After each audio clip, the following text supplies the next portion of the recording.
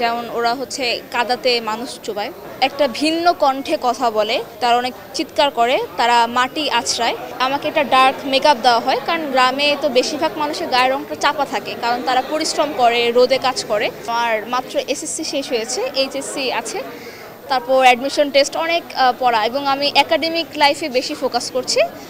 আমি যেটা বলবো, আমি তো আসলে বড় পর্দায় কখনো আগে কাজ করিনি, যদিও স্কুলে আমি সবসময় কালচারালি অনেক অ্যাক্টিভ থাকতাম, একক অভিনয়, নাচ, গান, ছড়া আবৃত্তি থাকতাম।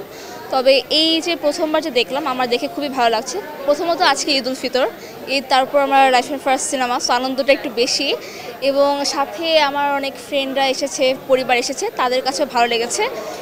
সবাই আমাকে অনেক কনগ্রাচুলেট করছে, অডিয়েন্সরাও যারা আমাকে চিনে না, জানে না, তারা বলছে যে তুমি কি মোনা, কারণ তারা তোমাকে চিনতে পারছে না স্ক্রিনের সাথে। তো বললাম যে হ্যাঁ, বলে তোমার অভিনয়টা অনেক ভালো হয়েছে। মানে তারা যখন নিজ মুখে এটা আমাকে বলছে, আমার এটা খুবই ভালো লেগেছে সত্যি বলতে। রিসার্চ যেটা আমাকে করতে হয়েছে, আমাকে একটু দেখতে হয়েছে যে জিনের প্রাইম ক্যারেক্টারিস্টিক্সটা কেমন। যেমন ওরা হচ্ছে কাদাতে মানুষ চোবায়, তারপর তারা একটা ভিন্ন কণ্ঠে কথা বলে, তারা অনেক চিৎকার করে, তারা মাটি আছড়ায়। এই ধরনের অনেক ধরনের মানে একটু অস্বাভাবিক অঙ্গভঙ্গি যেটা ছিল, সেটা আমাকে একটু প্র্যাকটিস করে নিতে হয়েছে, ভারী গলায় কথা বলা। এবং এটা ছাড়াও মোনার যে চরিত্র, সেখানে আমাকে গ্রামের উপভাষায় কথা বলতে হয়েছে। সেই আঞ্চলিক ভাষাটা তো আমি বলেও মানে অভ্যস্ত নই, তাও আমি চেষ্টা করেছি যতটুকু শুনে মনে হয় যে না, আমি গ্রামেরই মেয়ে। এবং এই কারণে আমার মেকআপটাও ডিফারেন্ট ছিল, আমার গ্রামের মতো থ্রি পিস, ফ্রক, এছাড়াও আমাকে একটা ডার্ক মেকআপ দেওয়া হয়, কারণ গ্রামে তো বেশিরভাগ মানুষের গায়ের রংটা চাপা থাকে, কারণ তারা পরিশ্রম করে, রোদে কাজ করে। এই জিনিসগুলো আমাকে ঠিক রাখতে হয়েছে।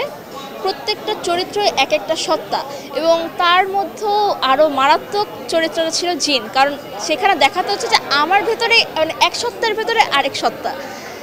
কষ্ট হয়েছে, তবে যেহেতু অডিয়েন্স বলেছে ভালো লেগেছে, তার মানে ভালো হয়েছে।